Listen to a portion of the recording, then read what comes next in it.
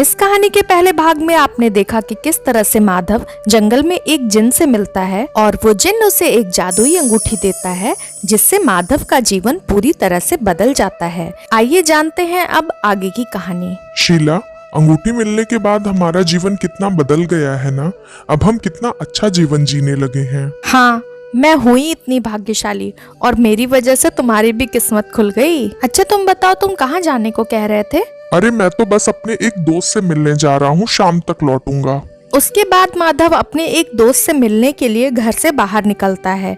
रास्ते में माधव को एक किसान दिखता है जो बहुत ही दुखी था और अपने खेत में खड़ा था। माधव उससे पूछता है, क्या हुआ भाई, तुम इतने उदास क्यों हो? अरे मैं क्या बताऊं भाई, मेरे पास इतने पैसे ही नहीं है कि मैं बीज खरीद के अपने खेत में डाल सकूं।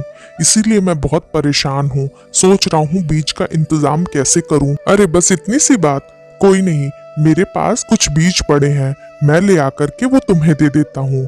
जब तुम्हारे पास पैसे आएंगे तो तुम उन्हें मुझे लौटा देना। उसके बाद माधव वहाँ से चला जाता है और वो एक जगह रुककर जादुई अंगूठी से ये प्रार्थना करता है, हे जादुई अंगूठी, मुझे उस गरीब किसान के लिए थोड़े से बीज दे दो जिससे मैं उसकी मदद कर सकूं। उसके बाद माधव उस किसान को कुछ बीज देता है और वहाँ से आगे बढ़ता है। कुछ दूर आगे बढ़ने पर माधव को एक बूढ़ी औरत दिखाई देती है जो मिट्टी के दिए बेच रही थी। जब माधव उनके पास जाता है तो वो औरत माधव से कहती है, बेटा, मैंने 2 दिनों से कुछ नहीं खाया, थोड़े दिए खरीद लो जिससे मुझे थोड़े पैसे मिल जाएं और मेरे घर भी आज खाना बन सके। ठीक है काकी, आप मुझे सारे के सारे दिए दे दीजिए, मैं आपके सारे दिए खरीदता हूँ। ऐसा कहकर माधव उस औरत से सारे के सारे दिए खरीद लेता है और उसे थोड़े ज्यादा ही पैसे दे करके वहाँ से वापस अपने घर चला जाता है। दूसरी तरफ माधव के घर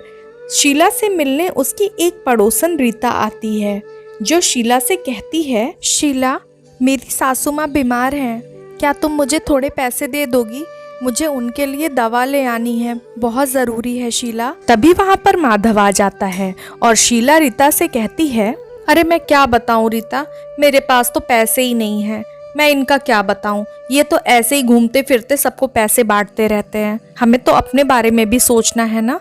हाँ, जब मेरे पास पैसे होंगे तो मैं तुम्हें बुलाकर दे दूंगी, ठीक है? अभी तुम यहाँ से जाओ। शीला की सारी झूठी बातें सुनकर भी माधव शीला से कुछ नहीं कहता है। रीता वहाँ से दुखी होकर चली जाती है। रीता के वहाँ से जाते ही वो जिन वहाँ प्रकट होता है और वो शीला और माधव से कहता है, मैंने तुम लोगों को वो अंगूठी दी है ताकि तुम अपने साथ साथ दूसरों की भी मदद करो, ना कि सिर्फ अपनी मदद।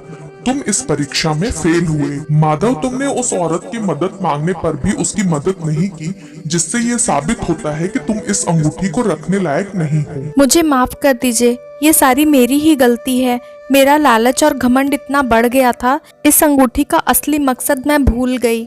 मुझे माफ कर दीजिए और ये अंगूठी हमारे ही पास रहने दीजिए। नहीं, लालच ऐसी चीज है जो कभी खत्म नहीं होती।